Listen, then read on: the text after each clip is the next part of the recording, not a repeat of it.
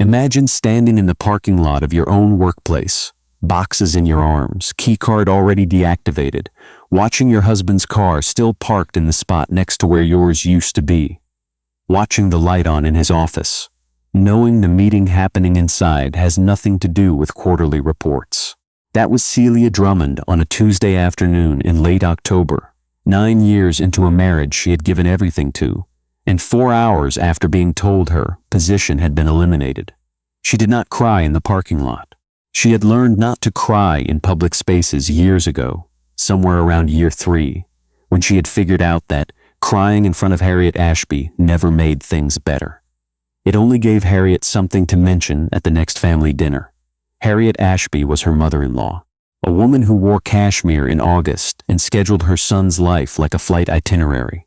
She had welcomed Celia warmly at the engagement dinner, taken her hands across the table, and said, "We are so glad Owen finally found someone practical." Celia had not understood until much later what that word meant in Harriet's vocabulary. Practical, useful for now, not permanent.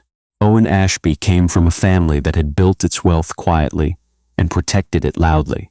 Old money in the way that pretended not to be old money, the kind that sat on boards and attended galas and smiled at everyone while keeping a careful ledger of who owed whom. When Celia had met Owen at a fundraising event for the Children's Hospital in Halifax, she had seen a man who laughed easily, who pulled his chair closer when she talked, who called her 2 days later instead of playing the game of waiting. She had fallen in love with the realness of him. She had not yet understood that what she saw was only the version of Owen that existed outside his mother's orbit. Inside it, he was someone else entirely. She had spent 9 years trying to hold on to the man she had met. She had made herself smaller in increments so quiet she almost did not notice. She had stopped mentioning her own career goals at family dinners because Harriet would smile and redirect. She had stopped arguing when Owen made decisions without consulting her, because the silence afterward was worse than the decision itself.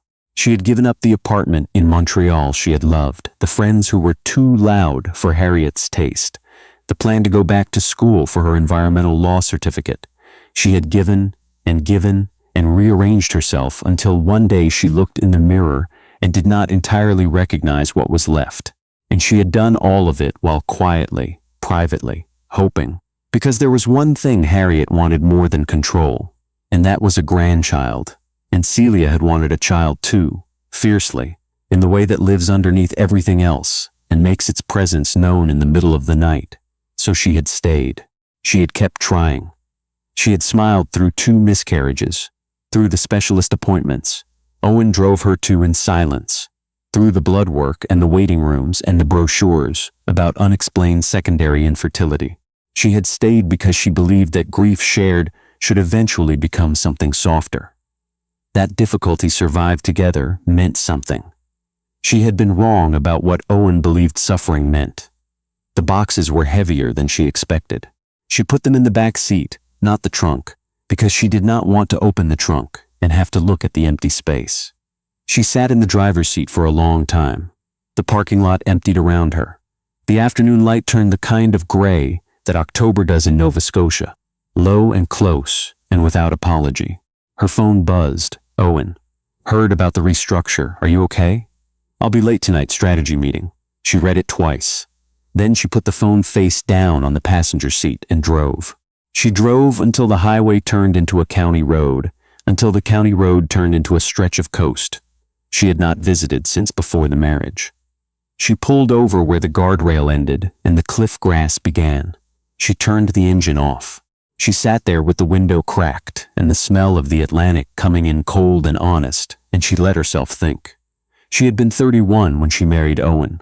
She was 40 now, 9 years. And somewhere in those 9 years, in between the dinners and the quiet silences and the appointments she had attended mostly alone, something had been lost that she was only now beginning to understand. She would not get back inside that life. Her phone buzzed again. This time it was an unknown number, a Toronto area code. She almost did not answer.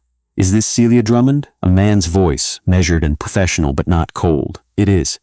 My name is Dr. Spencer Aldrich. I'm the research director at the Keller Institute. I apologize for calling directly. I got your number through the conference paper you co-authored in 2019 on coastal remediation policy. I know this is out of nowhere, but we have a fellowship opening that I believe you would be exceptionally well suited for. Would you be open to a conversation? She looked at the ocean. The water was dark and moving and completely indifferent to what was happening in her life. Yes, she said, I would. That conversation lasted 47 minutes. She sat in her car on the coast road while Spencer Aldrich told her about the Keller Institute's new Environmental Policy Research Division, about the fellowship, about what they were trying to build. He spoke about her work the way no one had spoken about her professionally in years, with specificity, with genuine interest, with the clear assumption that she had ideas worth taking seriously. She drove home in the dark feeling something she almost did not recognize, a sense of possibility, faint, cautious, the way feeling returns to a limb that has been still too long. She did not tell Owen about the call. She did not know why, except that some things need to be held quietly for a little while before they are safe enough to be spoken. 2 weeks later, she had a second conversation with Spencer Aldrich, and then a third. She had begun to look forward to them in a way that made her feel vaguely guilty, because it was not that anything inappropriate was happening. It was simply that in those calls she was treated as someone with a full and interesting mind, and she had forgotten that that was something she used to take for granted. It was during the fourth call that he said something that stopped her entirely. I have to tell you something, he said. I should have mentioned this earlier, but I wasn't sure how to bring it up without it seeming strange. Your father, Jeffrey Drummond, he and my father, Roland Aldrich, worked together in the 70s and early 80s. They were close, genuinely close, the kind of friendship you don't see much anymore. Celia went very still. My dad passed 6 years ago, Spencer said. But before he did, he talked about your father often. He said Jeffrey Drummond was one of the finest minds he had ever known, and one of the best men.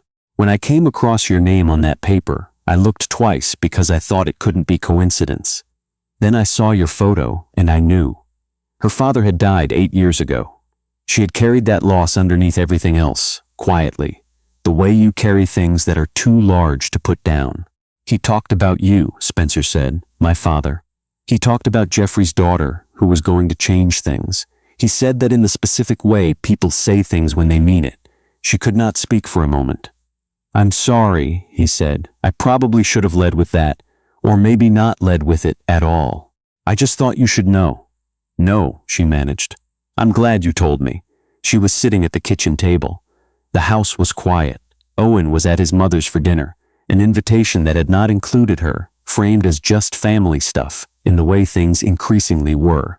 She was alone in a house that had never quite felt like hers, and a stranger was telling her that her dead father's oldest friend had said she was going to change things. She put her head down on her arms and allowed herself, for the first time in a very long time, to cry without managing it. The fellowship offer came formally in November. It was based in Toronto, a 2-year position with the possibility of extension. It came with resources and colleagues and the kind of work she had originally gone into environmental studies to do. It was, by any measurement, the opportunity she would have taken in a heartbeat a decade ago. She told Owen over dinner on a Wednesday. He listened. He nodded in the particular way he did when he was managing a conversation. Then he said, Toronto. For 2 years. Yes, that's not really possible, is it? It was not a question. I think it might be. He set his fork down. He used the voice he used when he believed he was being patient. Celia, my work is here. My family is here. My work has always been where your family was comfortable with it being, she said. She had not planned to say it that way. But it was true, and she was tired. And the truth came out clean and direct when she was tired. The silence that followed was a different kind than she had experienced before. Not the silence of avoidance. The silence of something being said that could not be unsaid. Harriet called the next morning. Celia did not answer. Harriet left a voicemail that was politely worded and entirely clear in what it communicated. This was not the direction the family was going to support. That afternoon, Celia called Spencer Aldrich and accepted the fellowship. She moved to Toronto in January with 2 suitcases and a box of books her father had left her, the ones she had always meant to reread. Owen did not stop her. He said things like, "This isn't what I wanted, and I hope you know what you're doing," and eventually stopped saying anything at all. The divorce was filed in March. Harriet did not contact her again. She rented a small apartment on a street with old elms and a bakery on the corner that opened at 6.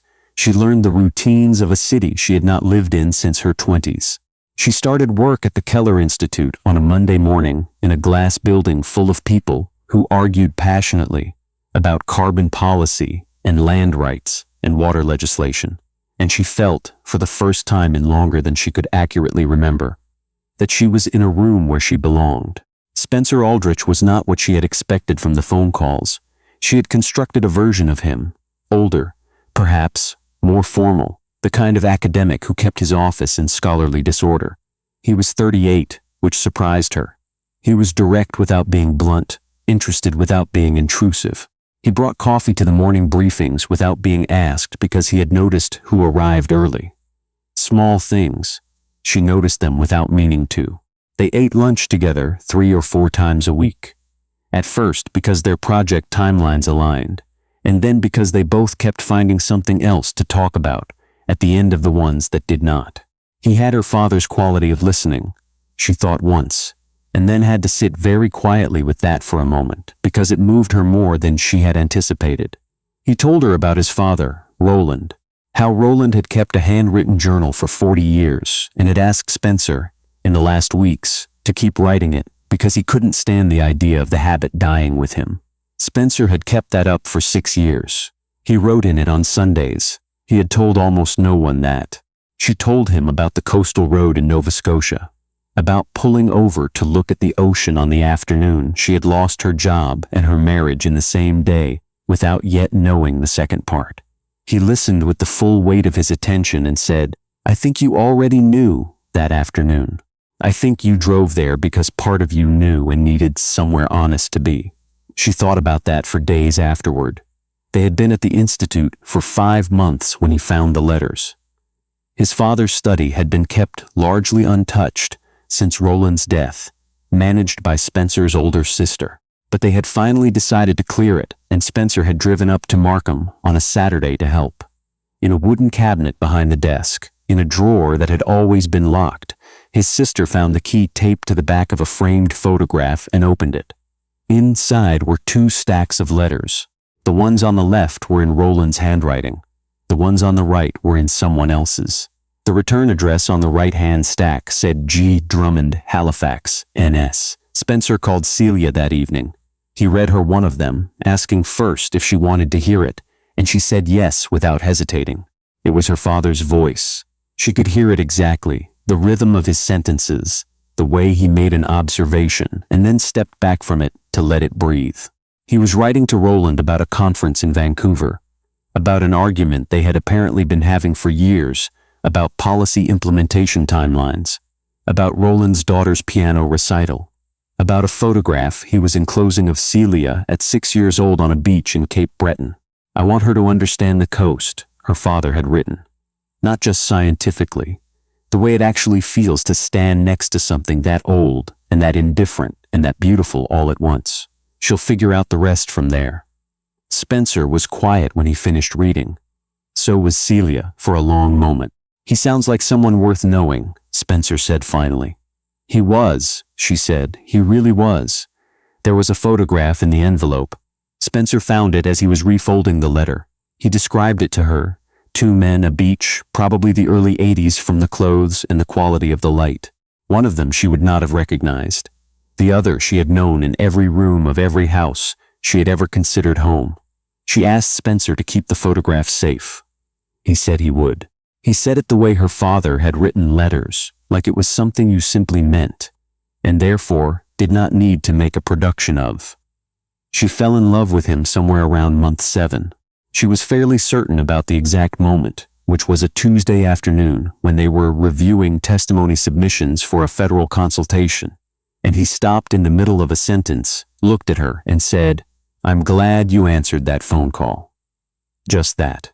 Then he looked back at his papers and kept reading. She stared at her own papers for a full minute without seeing them. She did not say anything. She was not ready.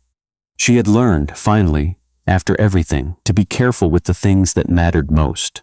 It was October again, 1 full year after the parking lot in Halifax, when the message from Owen arrived. She almost missed it. It arrived on a platform she rarely checked anymore. A brief, deliberate thing does land like a small stone dropped from a height. Owen and his new partner, a woman named Felicity, the daughter of a colleague of Harriet's, apparently, were having an engagement celebration. He was inviting her. She read the message twice. Then she read it a third time because she wanted to be sure she was reading it correctly. "Come see how things have worked out," was the subtext. "Come watch. Come feel what I want you to feel."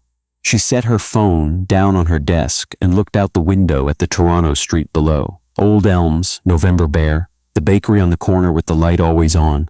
She thought about the parking lot, the boxes, the gray October afternoon, and the way the keycard had been deactivated before she even reached the door. She thought about the coast road and the cold smell of the Atlantic. Then she thought about the federal environmental consultation they were presenting at next month. The one that Spencer's team and her research had spent 6 months building the evidentiary base for. The one that had a real chance of influencing coastal protection legislation for the next generation. She picked up her phone and walked down the hallway and stood in Spencer's office doorway. He looked up. "My ex-husband just sent me an invitation to his engagement party," she said. Spencer waited because he had learned that she usually knew what she wanted to say next. "I think I want to go," she said. "Not because of him. But I want to walk in there and I want him to understand the full distance between where I was and where I am." She paused. "Is that petty?" Spencer considered this with the seriousness he brought to things that deserved it. "I think it's honest," he said. "And I think there's a version of closure that you don't find in a therapist's office. Sometimes you find it by walking into a room." She nodded. "I'll go with you," he said. "If you want company." She looked at him for a moment. This man who had called a stranger on a Tuesday afternoon because he recognized a name on a research paper, who had kept his father's journal for 6 years, who had told her she would change things as though it were simply a fact waiting to be confirmed. "Yes," she said. "I'd like that." The party was held at an estate outside Halifax on the Ashby family property, which told her everything she needed to know about how thoroughly Harriet had arranged it. It was formal in the way that communicated old money to people who understood the signals. Catered, tented, lit in warm white. The kind of event where the whole point was the event itself. She wore dark green, not because she had planned it as a statement, because it was the dress she felt most herself in, and she had decided some time ago to stop choosing clothes based on what rooms they were appropriate for, and start choosing them based on who she was when she put them on. Spencer wore a dark jacket, no tie. He was exactly the same person in that tent that he was in the Institute's hallway, and she found herself profoundly grateful for that. They arrived together. She felt the shift in attention the moment they walked in, not dramatic, but real. The way a room recalibrates when something enters it that does not match the expected cast. Owen saw her from across the tent. She watched his face perform several things in rapid succession before settling on something careful and composed. He crossed the room. She stayed where she was. "Celia." He looked at Spencer and then back at her. "I'm glad you came. Congratulations," she said, and she meant it cleanly, without residue. He glanced at Spencer again. "You came together. We worked together," she said, "and a few other things." Spencer extended a hand and introduced himself with the particular ease of a man who had nothing to prove in any room. Owen shook it. She watched something move across Owen's face that she recognized as the beginning of comprehension. "The fellowship is going well?" Owen asked. His voice had a careful quality. "Very well," she said. "We're presenting federal testimony next month, the coastal protection research." She said it simply, the way you describe a life, not a victory. There's a good chance it will actually change something. She was not performing. That was the thing Owen had never quite believed about her. That she was capable of meaning things without performing them. She had spent 9 years trying to prove it to him. She had eventually understood that some people can only receive information packaged in a way they recognize, and what she was not a package Owen's family had seen before. Harriet appeared from somewhere to the left. Pearls, of course. The same posture. the same careful smile. "Celia," she said. The warmth in her voice was exactly as it had always been, present, complete, and not connected to anything real. "Harriet." Celia looked at her, steadily, without coldness and without the old anxiety. Just looked. "You've done a beautiful job with the property." Harriet had not expected simple pleasantry.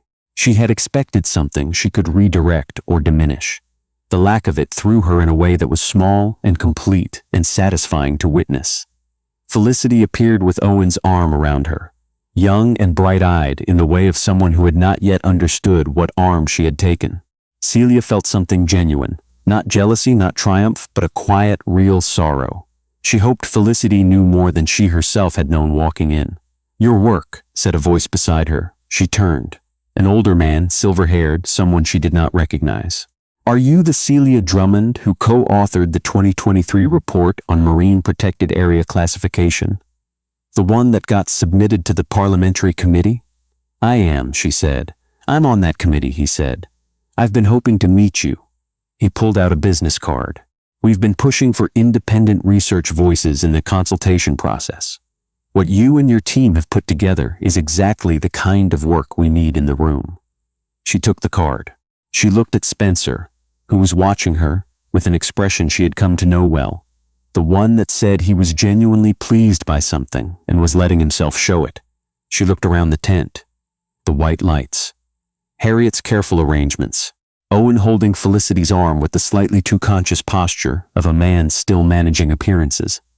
She had driven away from this city in January with 2 suitcases and a box of her father's books. She had taken a coast road in October and sat with the ocean and let herself think. She had answered a phone call she had almost sent to voicemail. She did not need the room to understand what that meant. But the room understanding it was, she found not nothing. She stayed for 1 hour. She said goodbye to Owen with real goodwill, because she had done her grieving thoroughly and in private, and there was nothing left there but the plain ordinary wish for a person to be all right. She said nothing to Harriet that was not civil, and nothing that was more than that. Walking to the car, Spencer's hand at the small of her back, she exhaled in a way she had not exhaled in that city in a very long time. "Okay?" he said. "More than," she said. In the car, he said without preamble, "I've been thinking about something." She looked at him.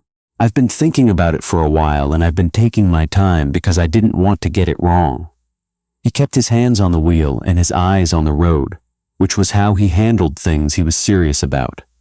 "I want to ask you something, and I want to ask it properly." She waited. "My father wrote about Jeffrey Drummond the way you write about someone who shaped who you became. And I think the daughter Jeffrey Drummond described in those letters is exactly the person I have been sitting across from at lunch 4 times a week for the past 14 months. He paused. "I would like to keep doing that for the rest of my life, if you'll let me." She looked at the road ahead, the dark November highway running north, the kind of night that arrives early in Canada and makes the lights inside cars feel warmer. She thought about her father's handwriting in those letters, the photograph in the envelope, 2 men on a beach in the early 80s before any of this was a story. She thought about what it meant to be known, not managed, not repositioned, not tolerated, but actually, clearly, fully known. She had spent 9 years forgetting that it was possible. It had taken 14 months and a phone call she almost did not answer to find her way back to the knowledge. She reached across and put her hand over his where it rested on the gear shift. "Yes," she said. "I'll let you." They were married the following spring in a small ceremony in Toronto, 20 people, the ones who had earned their way into the room. Spencer's sister cried before the vows even started. Celia's closest friend from the Institute gave a speech that made everyone laugh, and then made them quiet in the way that good speeches do. Roland Aldrich's journal sat on the table at the reception, open to a page Spencer had chosen, a passage his father had written about Jeffrey Drummond that ended with, "Some friendships are too good for one generation. I hope what we've built finds its way forward." Celia stood with Spencer in the evening and read it again. The light came low through the windows the way spring light does in Toronto, long and warm and forgiving. She thought about her father. She thought about what he would have said, and she could hear it almost exactly, because she had always known how he said things. She thought he would have said something quiet and precise, and moved on quickly because he never liked to make too much of the moments that mattered most to him. He would have gripped her shoulder once, the way he always had. He would have looked at Spencer with that direct look of his that took a person's full measure in about 4 seconds flat. And she was very sure he would have approved of what he found. Later, she and Spencer stood on the balcony in the late evening, the city below doing what cities do. Indifferent and continuous, he had his arm around her. She had her head against his shoulder. They were not talking, just standing in the particular quiet of two people who have stopped needing to fill silences with anything other than themselves. She thought about October, the parking lot with the boxes, the gray afternoon, the coast road and the ocean, and the phone that buzzed with an unknown number. She had answered it not knowing what it was. She had not known it was the first step back to herself. She had not known that the voice on the other end carried her father's name in his memory, or that they would eventually find letters in a locked drawer, or that she would stand in a room in Halifax feeling free, in a way she had not felt in that city in 9 years. She had simply answered and kept going, and trusted, eventually, that the walking would take her somewhere. It had brought her here, a balcony, a spring evening, a good man, a life that fit, more than she had thought to ask for, exactly what she had always deserved.